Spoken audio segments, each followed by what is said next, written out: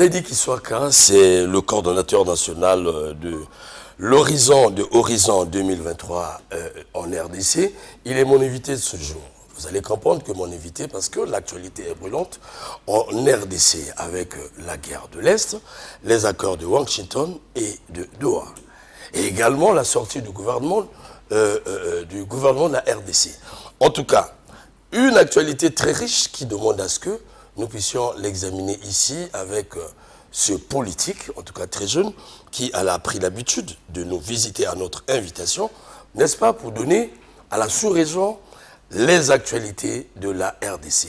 Aujourd'hui, je l'ai reçu sur le plateau, Mac Bazar, pour la seconde fois. Bonjour, monsieur le politique.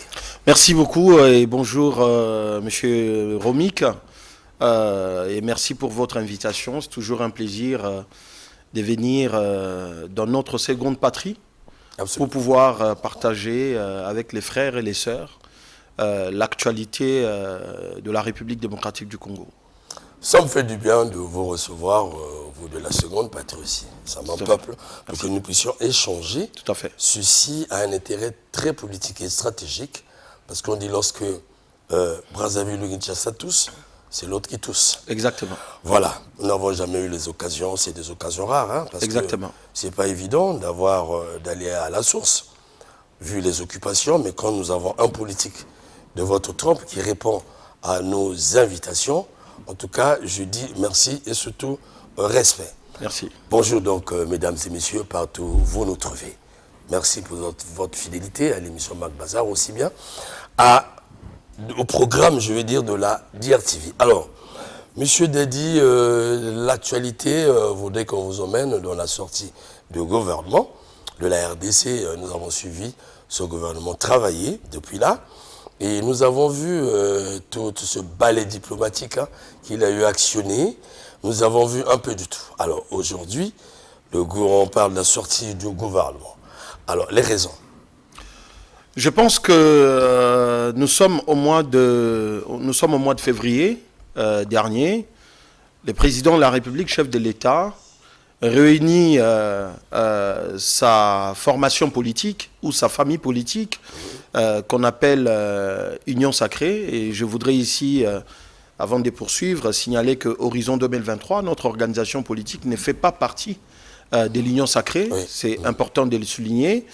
Et je disais que donc en février, les chefs de l'État réunissent cette famille politique-là, Union Sacrée, pour constater avec eux un peu, on va dire, parce que c'était à la suite de la chute de la ville de Goma et la ville de Bukavu entre les mains des rebelles du M23, de l'AFC M23. Voilà. Et donc les chefs de l'État faisaient les constats et amenaient, comment je vais dire, à la conscience de sa famille politique la nécessité de pouvoir réunir les filles et les fils de la République démocratique du Congo dans leur grande majorité à travers les structures représentatives dans ce qu'il a appelé les consultations nationales pour pouvoir aboutir à la mise en place d'un gouvernement dit d'union nationale, afin de pouvoir juguler ce qui s'apercevait comme des tensions sociopolitiques.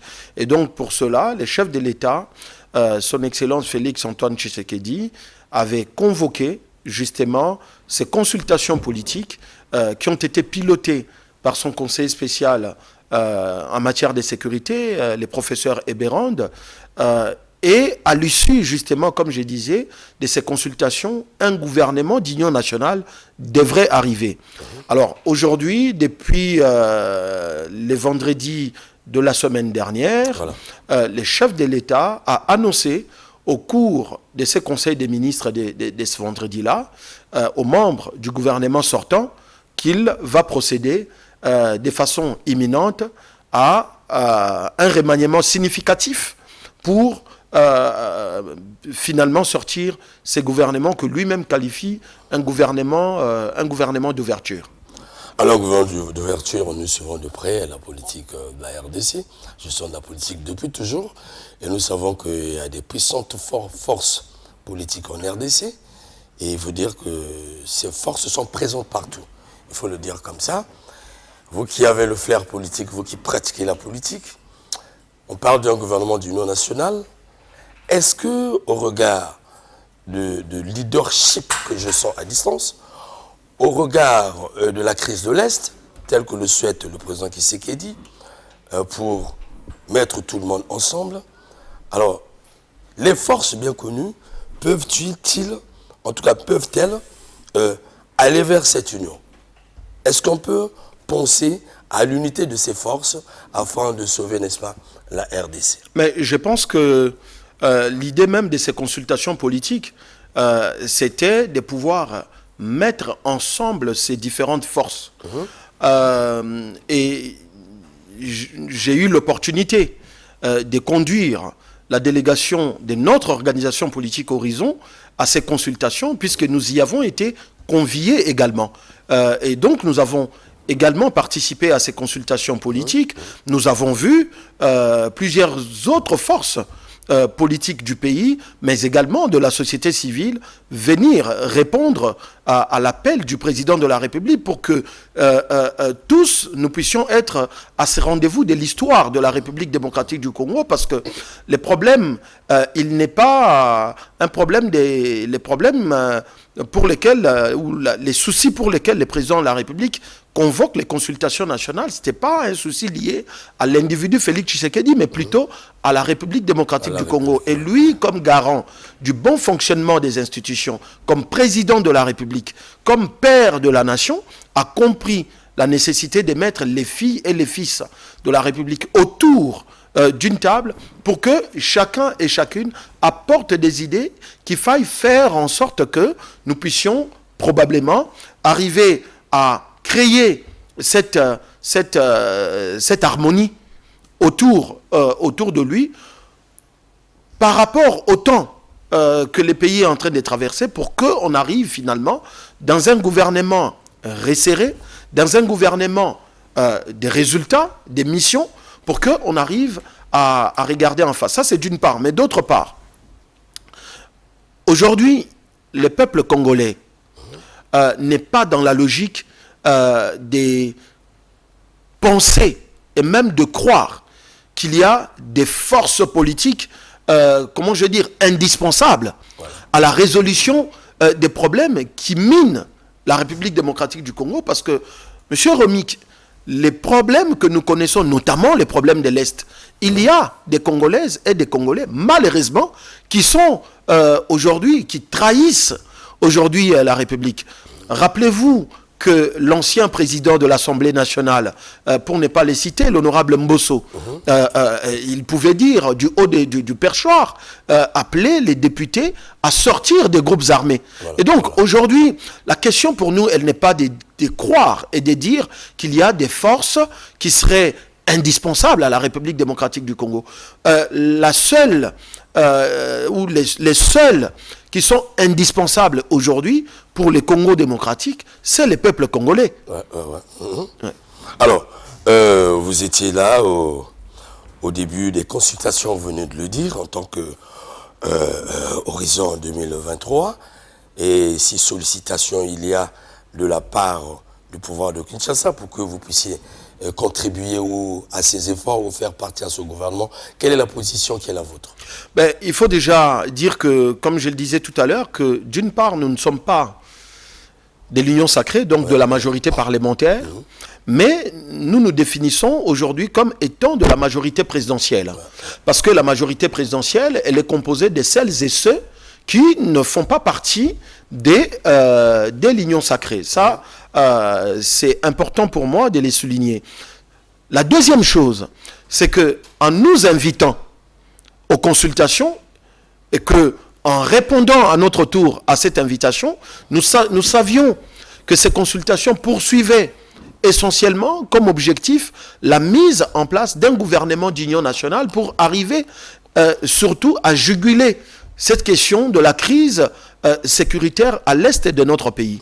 Et lors de ces consultations, nous avons marqué notre position de manière claire auprès du conseiller spécial du président de la République en matière de sécurité, le professeur Eberand, qui représentait donc le président de la République dans les pilotages de ces consultations, nous avons donné notre position, qui est celui, effectivement, de dire que nous sommes prêts à prendre part à ces gouvernements-là, pas pour faire de la figuration, mais vraiment apporter notre énergie, apporter cet esprit de relever les défis et de faire face au challenge qui aujourd'hui est en face de la République démocratique du Congo et au bout apporter les résultats dans les portefeuilles qui nous sera, si cela s'avère être le cas, qui nous sera confié par les présidents de la République. Donc nous sommes prêts à participer, à entrer et y participer significativement à travers les résultats que nous apporterons si jamais demain, le chef de l'État, dans son pouvoir discrétionnaire, nous confie une responsabilité. Alors, nous restons sur le gouvernement d'union nationale. Mais lorsque je vois cette initiative du président Tshisekedi, qui n'est pas mauvaise d'ailleurs, qui est le propre de tout chef d'État dans le monde, lorsque il y a une grande crise traverse le pays qui menace la sécurité, le réflexe de tous les présidents d'ailleurs, c'est de fédérer toutes les forces en tant que chef de l'État. Monte au-dessus, il rassemble toutes les forces. Alors, mais ça semble être en contradiction, en opposé, avec l'idéal visé par la CENCO.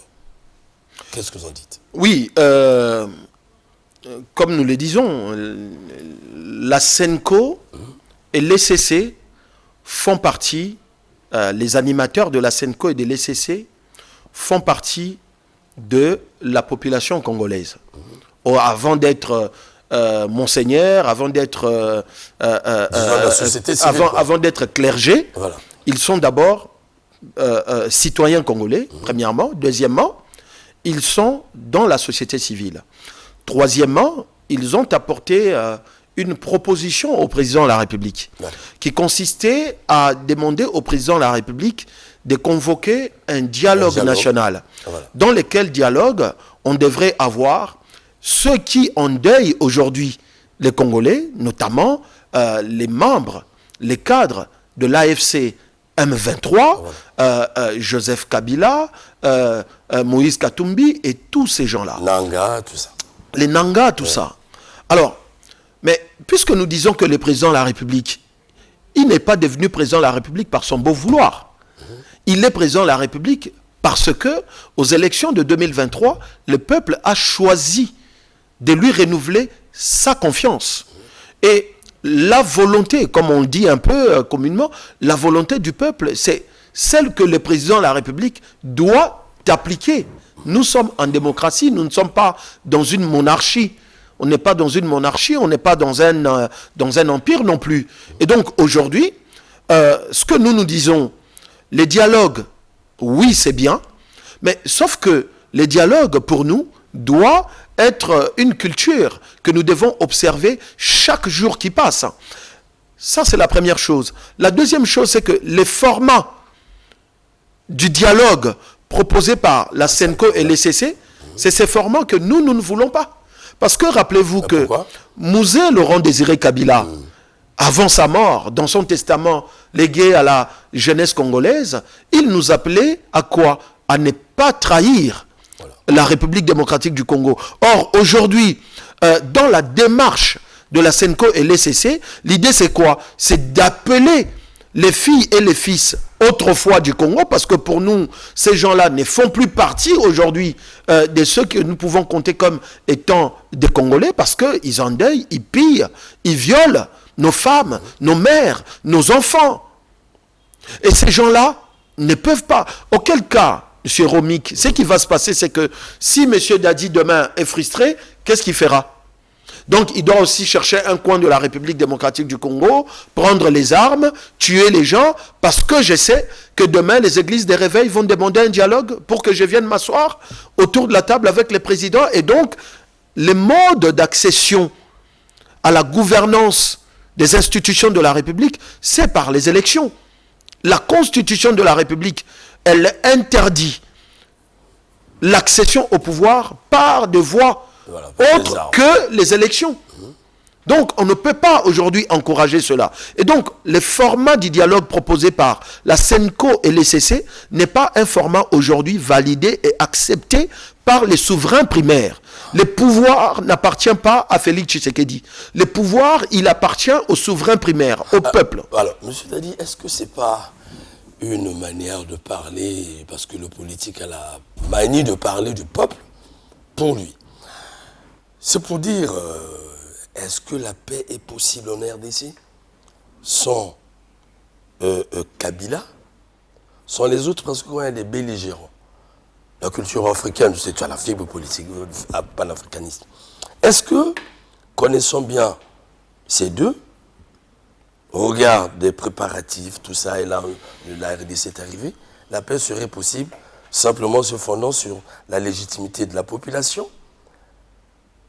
Et la culture africaine voudrait que les gens s'asseyent dans le Mbongi. Est-ce que ce rejet de ces derniers peut garantir la paix? Mais la question c'est qui a rejeté Kabila en République démocratique du Congo? C'est cela la question. Qui a rejeté Joseph Kabila? Qui a rejeté Nanga? Qui a rejeté Moïse Katumbi?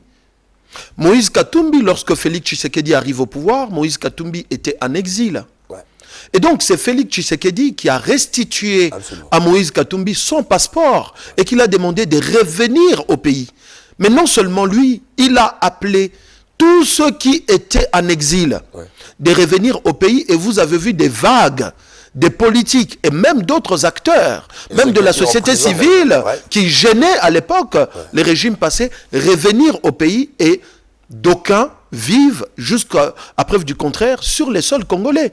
Mais les PPRD, les partis de Joseph Kabila, jusqu'à preuve du contraire, il y a 2, 3, 4 jours, son secrétaire permanent, M. Chadari, a pris la parole. Est-ce que vous avez vu les gens l'inquiéter? Il est chez lui à la maison. Mais tous les jours, dans les médias à Kinshasa, les cadres, les hauts cadres du PPRD prennent la parole dans les médias, critiquent la gestion de Félix Tshisekedi. La question, c'est qui a mis Joseph Kabila hors de la question congolaise, si ce n'est pas Joseph Kabila lui-même? Vous êtes journaliste, et pas n'importe lesquels, dans la sous-région. Mais est-ce que vous avez vu sur les différentes sorties de Joseph Kabila, vous l'avez entendu fustiger les M23? Vous l'avez entendu déplorer les morts à l'est de la République démocratique du Congo? Non. Il appelle le dialogue. Mais quel est aujourd'hui mais l'acte que nous devrions poser en faveur de cette population du Kivu, du Nord Kivu, du Sud Kivu, de Bunagana, de Massissi, d'un peu partout? Donc, ça veut dire, on ne peut pas, moi je suis partisan de la rigueur, je suis partisan de la fermeté. On ne peut pas construire une nation en se disant, on peut aller tuer, demain on va s'asseoir pour parler. Ce n'est pas possible. Comment est-ce que vous voulez nous faire croire que on devrait normalement récupérer ce que nous avons perdu par les armes, les récupérer par les dialogues? Avez-vous vu les dialogues résoudre quel problème en République démocratique du Congo? Parce qu'un peuple qui ne connaît pas son histoire est un peuple sans âme. Absolument. Est un peuple sans âme. Absolument. Mais lorsque nous prenons l'histoire des dialogues chez nous au Congo, qu'est-ce que le dialogue a résolu réellement comme problème au niveau de la République démocratique du Congo? Lorsque nous prenons le dialogue des Sun City, lorsque nous prenons le dialogue de la SENCO, rappelez-vous, il y a déjà eu un dialogue de la SENCO, lorsque ce qu'on a en d'autres termes aussi appelé le dialogue de la Saint-Sylvestre. Hein? Lorsque vous prenez le dialogue de l'OIA, lorsque vous prenez les différents dialogues, même si je retourne en arrière pour pointer du doigt la conférence nationale souveraine, avec Monseigneur le cardinal Laurent Mosengo. Mais qu'est-ce que ça nous a amené si ce n'est pas le partage de ce que d'aucuns qualifient aujourd'hui du gâteau? Parce qu'aujourd'hui, l'homme politique congolais, en tout cas la classe politique actuelle, elle considère les Congos comme un gâteau, et ils prennent leur intelligence, ils mettent ça au profit de leurs intérêts égoïstes. C'est à ça que sert l'intelligence et la sagesse. Et nous, aujourd'hui, qui appartenons à ce que nous appelons la génération intermédiaire, l'idée c'est de mettre fin à tout ça et d'avoir un État rigoureux, un État puissant, un État rigide, où sévit la rigueur, la fermeté dans la gouvernance. Nous ne pouvons pas caresser dans le sens de poil ce qui déstructure même l'État. Ce qui déstructure même l'État. Et donc l'État, et la République démocratique du Congo en particulier, a la vocation d'être un État puissant. On ne peut pas être un État puissant en se mettant autour d'une table avec qui ceux qui cherchent à la déstructurer pour croire que non. Monsieur Romic, on ne peut pas construire du neuf avec du vieux. Le temps est donc arrivé. Pas seulement pour la République démocratique du Congo, pour l'Afrique centrale, pour l'Afrique en général, de commencer à conjuguer un nouveau narratif qui faille faire en sorte que nous puissions parler des sujets de l'heure. Lorsque les Ukrainiens sont la guerre russo-ukrainienne aujourd'hui, en Ukraine on ne parle pas du dialogue. En Russie on ne parle pas du dialogue. Nous avons vu la guerre de 12 jours, Israël-Iran. Les mollahs n'ont pas parlé du dialogue. Netanyahou n'a pas parlé du dialogue. L'État doit pouvoir s'assumer. Les lois sont faites pour être appliquées. La Constitution de la République démocratique du Congo, elle condamne fermement, clairement, toute personne qui tente de prendre les armes pour accéder à sa gouvernance. Et donc, qu'est-ce que nous faisons avec celles et ceux qui décident de prendre les armes ? Est-ce c'est de respecter et d'observer la Constitution ou c'est d'appeler des dialogues? Or, en Afrique, les aînés nous ont appris ce qu'on appelle l'arbre à palabre. Qu'est-ce que ça veut dire l'arbre à palabre? Ça veut dire tout simplement que les dialogues peuvent exister tous les jours. Et les dialogues doivent être permanents. Nous ne devons pas attendre qu'il n'y ait pas de problème.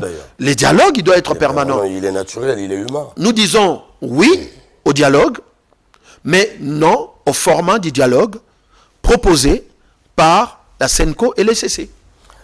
Merci, chers téléspectateurs. Vous comprenez qu'ici, à entendre l'invité par un témoin, l'autorité de l'État s'impose avec toutes ces lois que d'aller vers les traditions, quand je comprends bien en tant qu'analyste, pour imposer ce qui ne devait pas être dans la République, dans l'État. Voilà la matière. Alors, de là, nous voulons aller un peu visiter les accords, parce que nous suivons de près les accords, après toute cette crise qui a placé l'Afrique comme dans un manque de solutions. Les inquiétudes sont montées partout. L'Afrique craignait ce débordement qui pouvait donner vraiment dans la sous-région toute une guerre, au regard de ce que nous sommes en train de voir en Russie et l'Ukraine, en Orient là-bas chez les Arabes, on a vu. Et l'expérience de l'histoire nous l'a démontré. La RDC est un grand continent. Alors, depuis là, les gens ont attendu. Et enfin, on a vu un accord. D'abord, l'accord de Washington. Alors, un lueur d'espoir, les gens se disent, enfin. Et aussitôt fait, nous avons entendu beaucoup de sons de cloche. Non, mais c'est un accord qui ouvre la RDC au pillage américain. Voilà ce que nous avons entendu. C'est un accord qui ne peut pas faire aboutir des bonnes solutions. C'est un accord qui ne règle pas la question de la guerre définitivement. Tu as dit, vous êtes là en face de moi, vous touchez du doigt ces questions. À quoi bon cet accord? Merci, merci pour la question. Je pense que les conflits tels que celui que nous avons en République démocratique du Congo, essentiellement dans sa partie Est, il faut le rappeler, un conflit qui dure aujourd'hui 3 décennies, absolument, 30 ans, près de 10 millions de morts, si pas plus de 10 millions de morts, environ 6 millions de déplacés internes, et une situation humanitaire assez alarmante. Catastrophique. Je pense que à un certain moment, il fallait réfléchir sur la nécessité de façon efficace, tangible, à un processus qui devrait définitivement mettre fin à ces conflits-là. Et donc, nous sommes en 2022 où il y a la résurgence du M23. Ouais. Il y a la résurgence du M23. Les jours se sont succédés. Nous avons tous ici compris que les M23, c'était que un mouvement supplétif, parce que derrière, il y avait les Rwandais. Les Rwandais qui étaient plutôt derrière en accompagnant, en soutenant clairement ces mouvements-là. Et puis plus tard, nous avons vu à peu près plus de 4000 hommes de l'armée rwandaise sur les sols de la République démocratique du Congo, ce qui nous a amené à considérer ces conflits comme étant devenus un conflit interétatique. Parce que c'est de cela qu'il s'agit. Et donc, le président de la République, depuis la résurgence de ces conflits, a, rappelez-vous, lors de son accession au pouvoir, il a fait les tours des 9 voisins. Il est venu même ici à Brazzaville.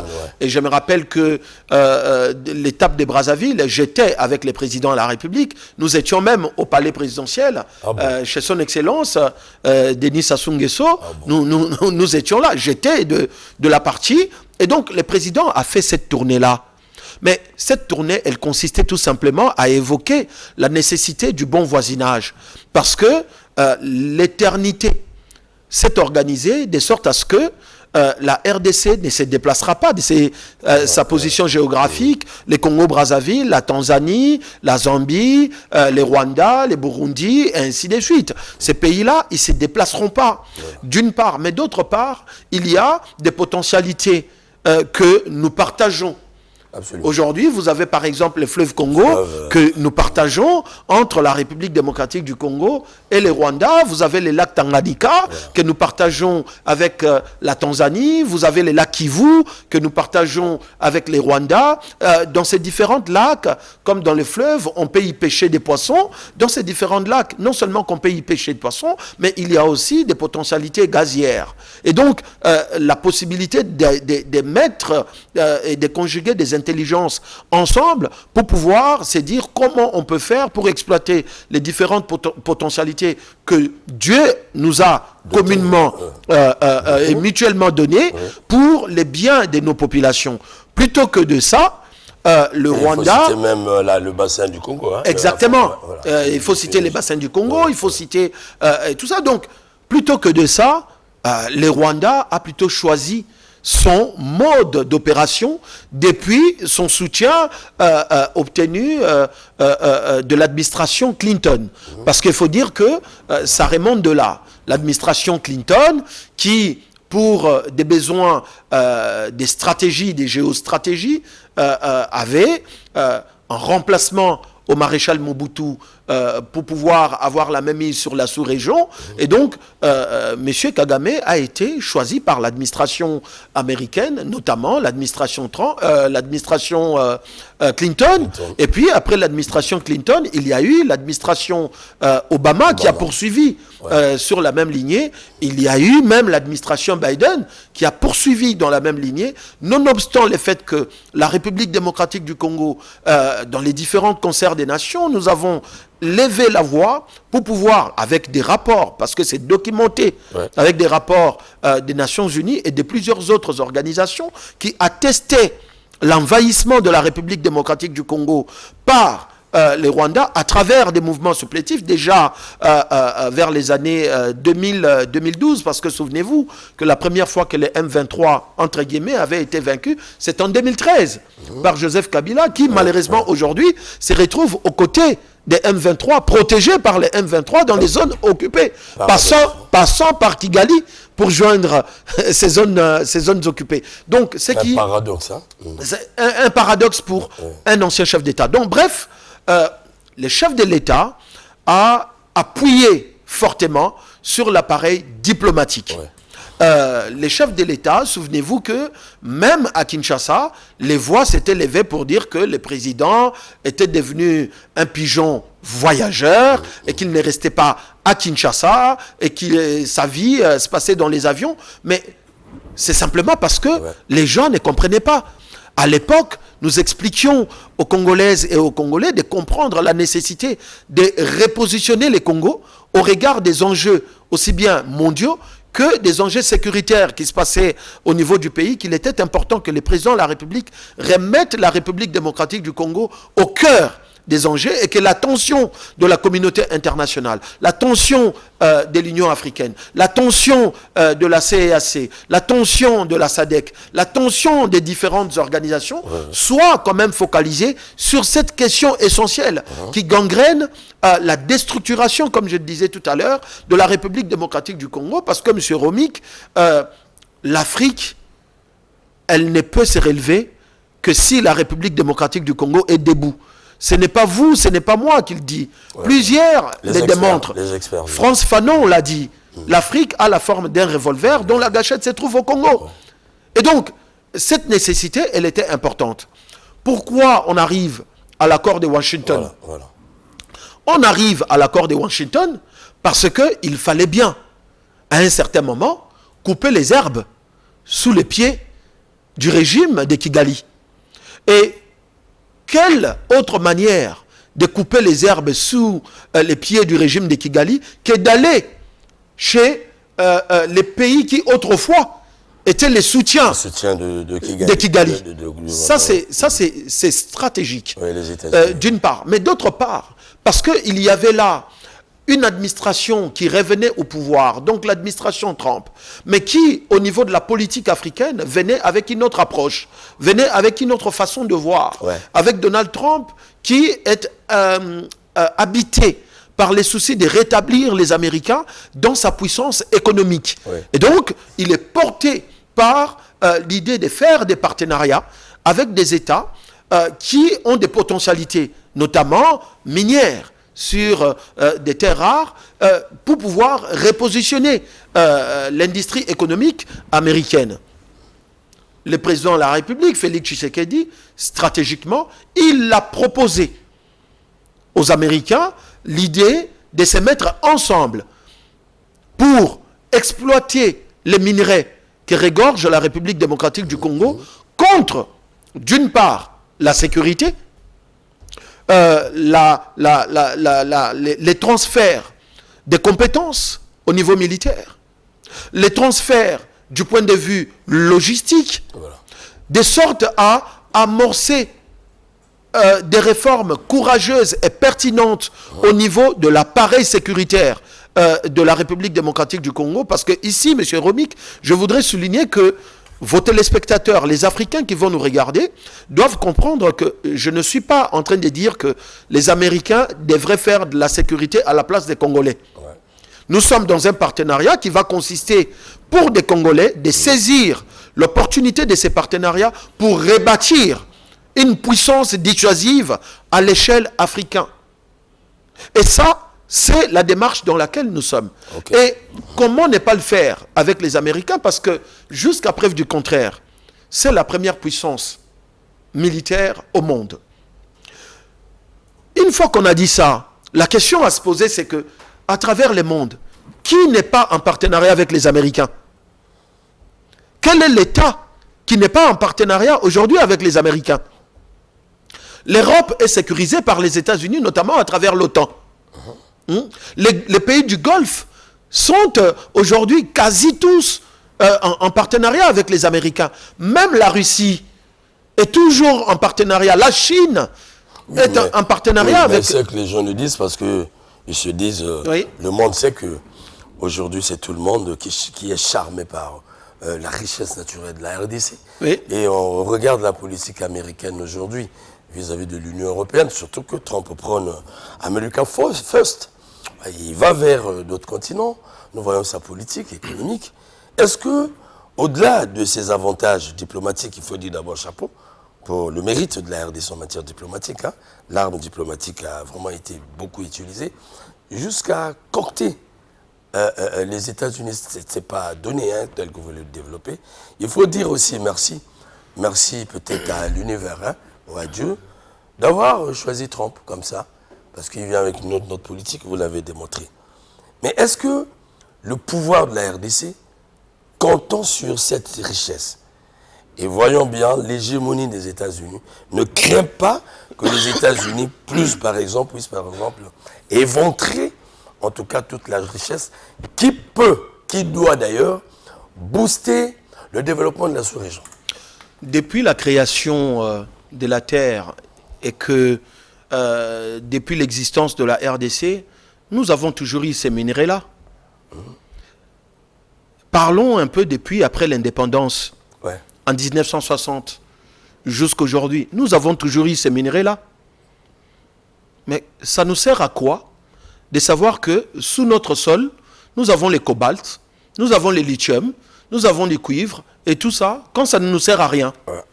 À quoi est-ce que ça nous sert? Ça veut dire qu'il doit, à un certain moment, y avoir des partenariats qui puissent nous permettre d'exploiter ces minerais, de transformer ces minerais pour changer les cours de l'histoire de notre pays.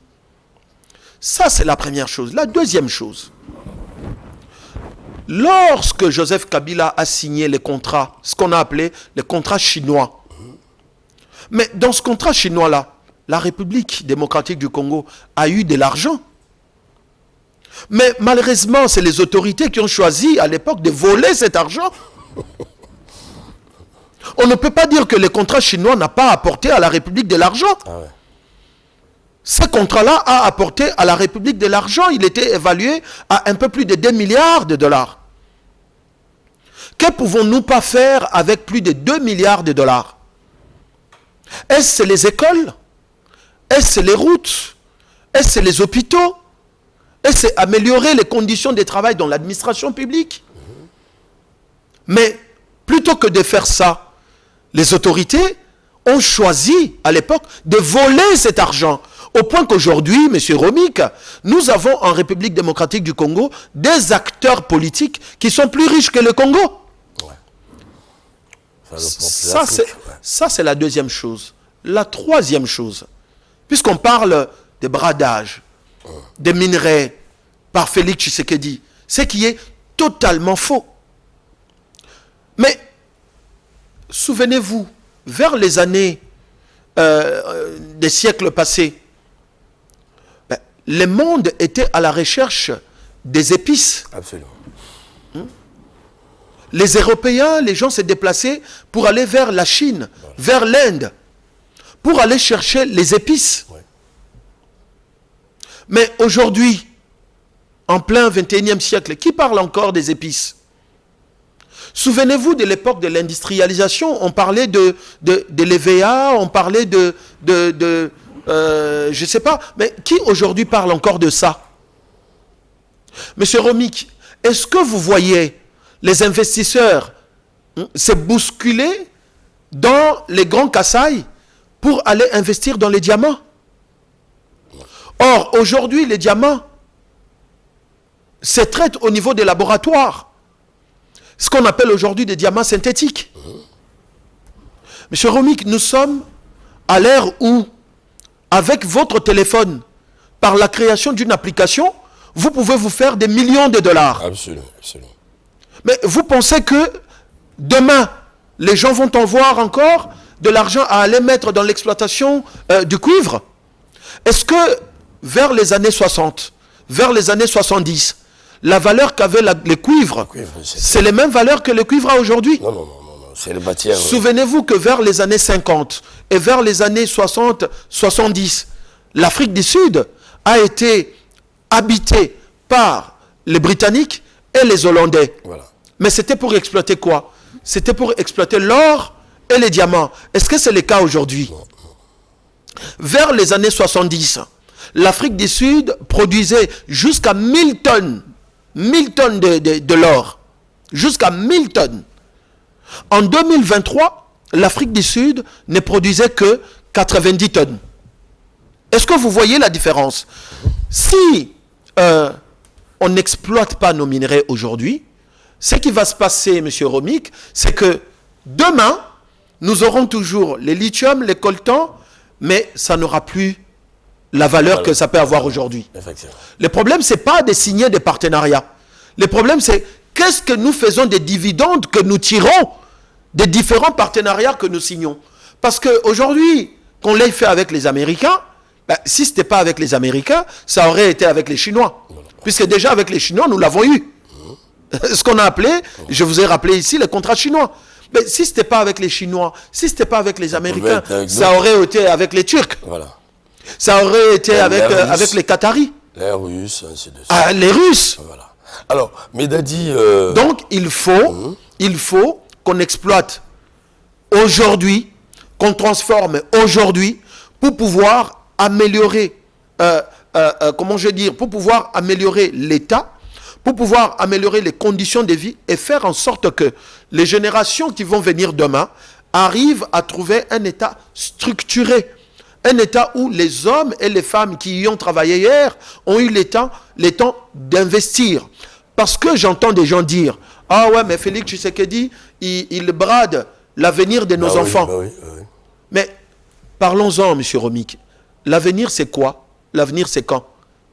Vous avez déjà appris qu'il y a quelqu'un qui vit dans l'avenir? Non, la vie, nous vivons aujourd'hui. Nous vivons au présent. On ne vit pas dans l'avenir. Oui, la vie est une... Il faut se saisir de ce que nous avons aujourd'hui pour pouvoir faire en sorte que demain soit bien.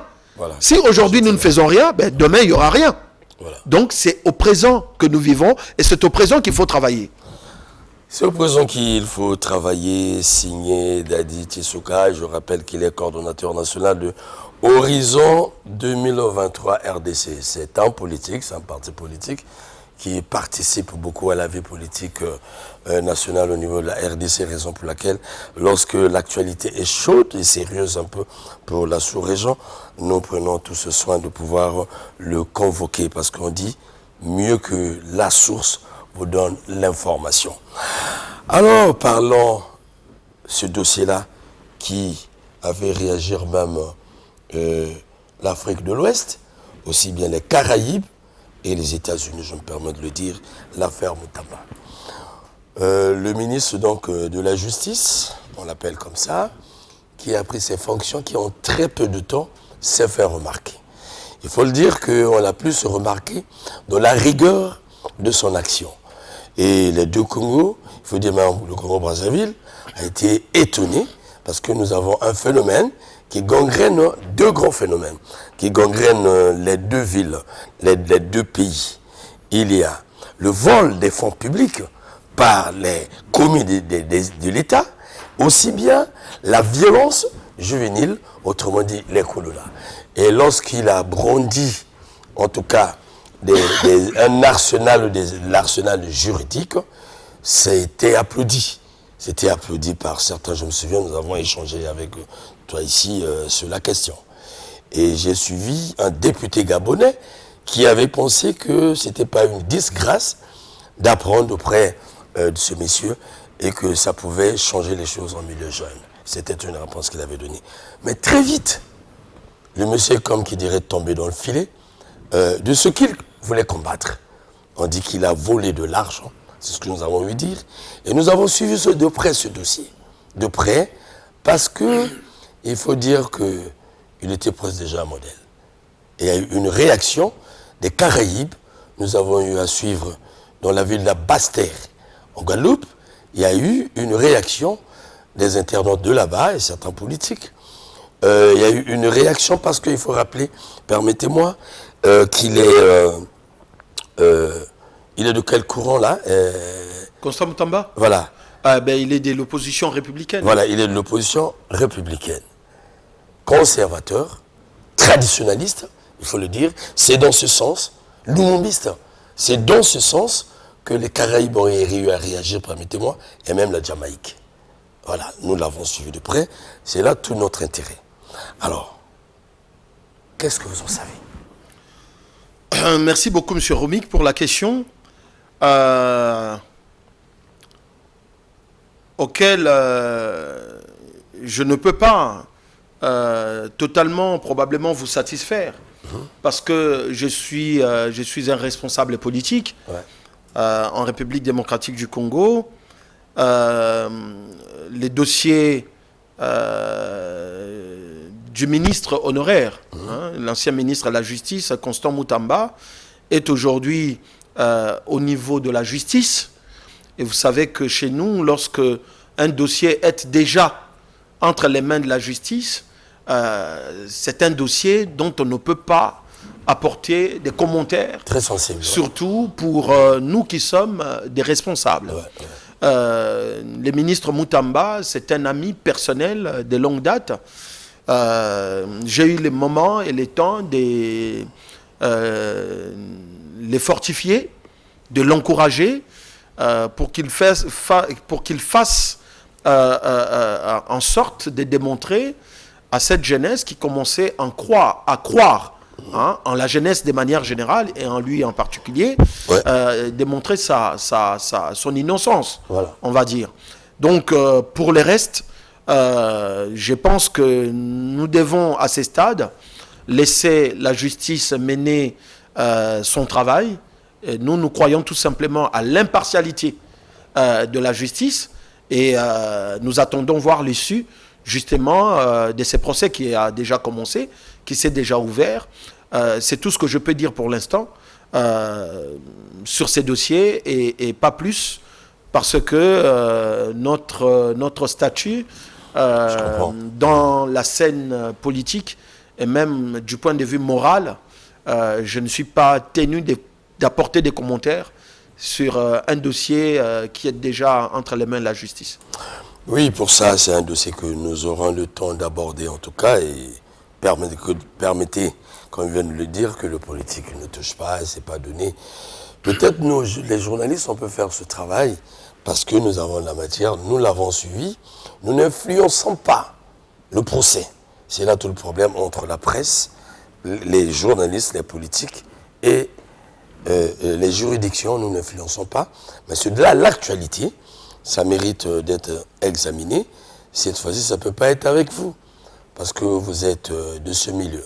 Mais sinon, nous avons suivi, comme qui dirait, pas sa défense, la présentation de la situation par ce dernier, et nous avons eu matière, nous pensons, problématiser là-dessus. Et c'est ça qui nous donne matière de suivre de près, en tout cas, ce procès, surtout l'acte d'accusation, parce que, chers téléspectateurs, nous savons que l'argent est dans le compte. Il est politique. Il a dit, nous le savons, il est politique.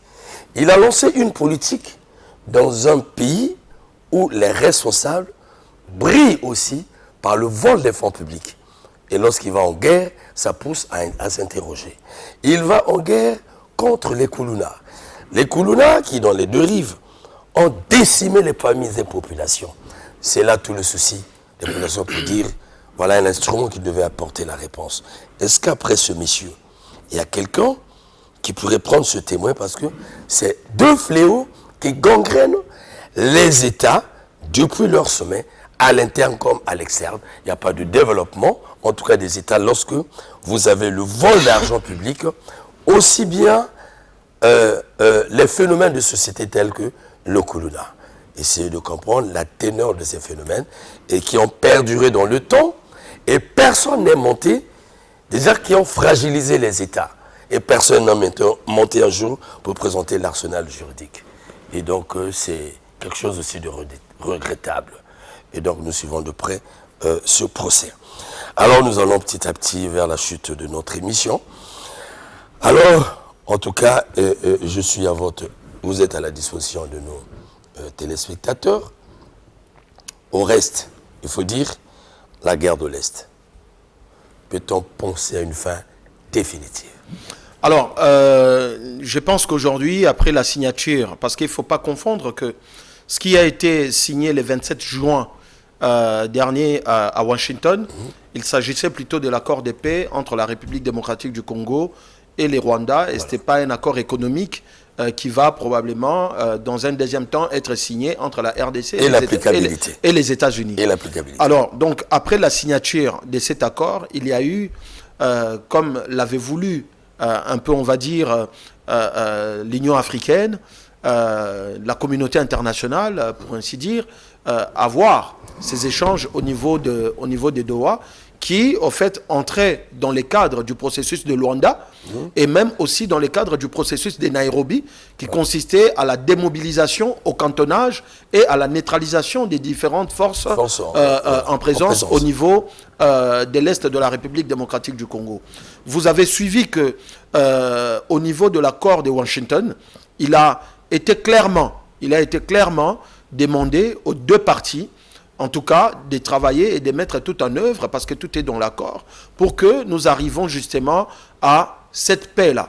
puisque dans un deuxième temps, nous parlons des affaires qui doivent être faites, nous parlons des partenariats économiques, nous parlons de l'exploitation, et on ne peut pas exploiter, on ne peut pas travailler économiquement s'il n'y a pas de paix. Ouais. Et donc, au jour d'aujourd'hui, je pense que il y a, après cet accord, il y a les comités de surveillance qui a déjà été mis en place, les Rwandais qui traînaient pour pouvoir envoyer la liste de ses représentants au niveau du comité de surveillance qui doit pouvoir suivre et surveiller la mise en œuvre de cet accord, a finalement fini il y a quelques jours, a finalement fini par envoyer.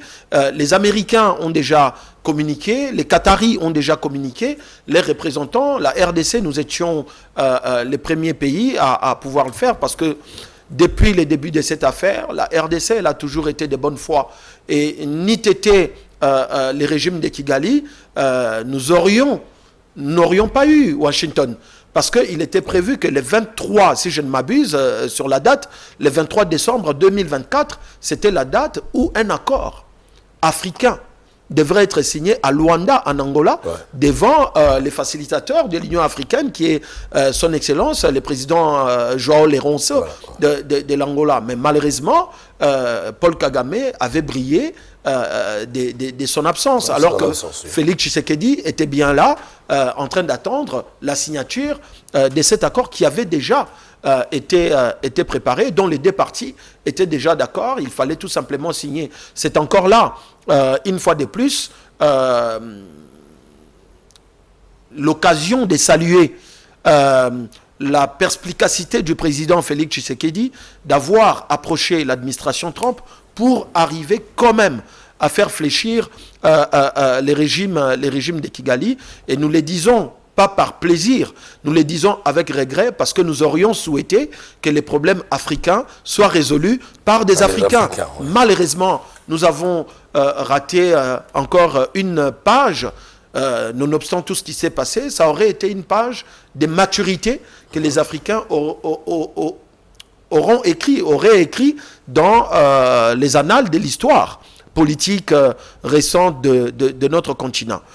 Ensuite, il y a eu ces processus de Doha qui, aujourd'hui, il y a, je pense, une semaine et quelques jours, il y a eu la signature de la déclaration des principes qui devrait normalement, d'ici les 17 à les 18 août, mener vers la signature de l'accord de paix entre les gouvernements et l'AFC M23. Dans l'accord, dans la déclaration des principes, on parle là du respect de l'intégrité du territoire, on parle là de la neutralisation des différentes forces négatives qui sont justement à l'Est, on parle du cantonnage, on parle même de... Parce que souvenez-vous qu'autrefois, sous Joseph Kabila, lorsque la guerre avait pris fin, c'est pour ça qu'aujourd'hui, on a de l'infiltration dans tout l'appareil sécuritaire, parce qu'à l'époque, une fois que la guerre avait pris fin, entre guillemets, on avait fait ce qu'on appelait les brassages et les mixages. On a pris tous les rebelles, on les a systématiquement et automatiquement versés dans l'armée et dans les différentes forces, dans les différents services de sécurité. Les capitaines étaient devenus des colonels, tout ça, et tout le monde était devenu tout le monde. Or, aujourd'hui, dans la déclaration des principes, c'est qu'on a obtenu l'intégration au cas par cas. C'est-à-dire, c'est de l'attitude du gouvernement à décider sur qui devrait intégrer ou pas. Ça, c'est l'autre chose majeure qu'il faut retenir dans cette déclaration des principes. Mais c'est quoi la déclaration des principes? Parce que les téléspectateurs doivent comprendre. La déclaration des principes, c'est le reflet de ce que va être l'accord. Parce que lorsque vous regardez les déclarations des principes qui a mené à la signature de l'accord de paix à Washington, nous les disions déjà à l'époque, c'est ce qui reflète ce que va être l'accord. En fait, c'est un document de base. C'est un document de base qui prépare l'accord, c'est une architecture, on va dire générale, de ce que va être l'accord. Et aujourd'hui, de ce point de vue-là, nous pensons que les gouvernements congolais, le président de la République, Félix Tshisekedi, par la diplomatie, par énormément de sacrifices, nous arrivons là à un tournant décisif de l'histoire de ces conflits qui n'a que trop duré. Nous arrivons à sa fin et nous osons croire que les différents partenaires vont pouvoir accompagner la mise en œuvre de ces accords, parce que signer les accords est une chose. Voilà. Leur mise en œuvre, voilà, les appliquer en est une autre. Là-dessus, nous continuons à mobiliser, à sensibiliser la sous-région, l'Union africaine, la communauté internationale sur la nécessité de veiller sur l'applicabilité de ces différents accords qui sont en train d'être signés. Et au-dessus de ces accords, n'oublions pas la résolution 2773 du Conseil de sécurité des Nations Unies, parce que cette résolution, c'est la feuille de route de ces différents accords. Rappelez-vous que l'accord de Washington et même ce qui va être signé à Doha ont pour feuille de route, ont pour boussole la résolution 2773 du Conseil de sécurité des Nations Unies, qui a été à l'unanimité décidée par la communauté internationale, qui évoquait entre autres la cessation immédiate des balles, les retraits immédiat de l'armée rwandaise sur les sols congolais, la démobilisation, la neutralisation, ainsi de suite. Et je pense que lorsque vous regardez ces différents accords, ces différents accords s'appuient sur la résolution 2773 des Nations Unies, parce qu'elle a la primauté. Cette résolution a la primauté sur les différents accords qui sont en train d'être signés, et ces accords devraient normalement se référer à cette résolution, ce qui est le cas jusqu'à preuve du contraire. Alors, nous sommes arrivés au terme de notre émission, chers téléspectateurs. Voilà qui a été de mon échange avec ce frère, Dadi Tshiswaka. Il est politique, coordonnateur national de Horizon 2023 en RDC. Il était question pour nous de porter un regard, en tout cas, sur l'actualité politique de la RDC. En tout cas, Dadi, le dernier mot vous revient en une minute. Merci déjà, c'est de dire merci à DRTV, à vous-même personnellement pour l'invitation, et c'est de dire également que nous restons totalement disponibles à chaque fois que l'invitation nous sera lancée pour pouvoir venir éclairer un peu l'opinion de notre deuxième patrie qui est le Congo-Brazzaville, et à travers DRTV, la sous-région, notre sous-région. Mais également, c'est d'appeler les filles et les fils du Congo-Brazzaville à avoir l'attention soutenue sur ce qui se passe en République démocratique du Congo. Et nous sommes aussi contents, que la nature ait organisé pour que les contrats qui avaient été passés entre le Congo-Brazzaville et le Rwanda sur la question des terres, que ces contrats finalement soient mornés. À Kinshasa, ça a été vraiment une très grande fête, parce que, oui, ça a été une très grande fête. Ici, nous saluons la clairvoyance de son Excellence Denis Sassou Nguesso, si bien que, les Rwandais n'ont pas respecté un certain nombre de clauses dans ces contrats, notamment les timings sur l'exploitation de ce qui leur a été disposé comme terre. Mais voilà pourquoi j'ai dit que c'est la nature, vraiment, qui a concouru à cela. Nous disons... nous sommes un seul peuple, et nous appelons vraiment, encore une fois de plus, nos sœurs, nos frères, les fils, les filles du Congo-Brazzaville à avoir cette attention soutenue, à accompagner la République démocratique du Congo, parce que si nous nous levons, le Congo-Brazza s'élève inexorablement. Merci beaucoup. Une chute qui me surprend. Voilà, c'est le politique. Alors, merci beaucoup, chers téléspectateurs. Voilà le plat que nous avons pensé vous rendre disponible pour vous mettre en musique avec la sous-région. Il s'agit donc, comme je l'ai dit tantôt, de Dadi Kisaka. Il est coordonnateur national de Horizon 2023 en RDC. Avec lui, nous avons traité donc de l'actualité. Qui voudra répondre, qui voulait apporter plus que ça. En tout cas, pour ceux de la RDC, prenez contact avec ce monsieur pour que nous puissions continuer dans ce sens. Alors, Dadi, comme toujours, Mac Bazar attend son invitation pour Kinshasa. Tout à fait. Nous voulons travailler à Kinshasa. Tout à fait. Nous voulons échanger avec les frères journalistes. Vous êtes le canal de là-bas. En tout cas, nous allons faire un grand travail avec eux sur le plan culturel, sur le plan social, ainsi de suite. Tout à fait. Voilà, ça, c'est une urgence pour nous, Mac Bazar. Au revoir chez vous. À la prochaine fois. Merci.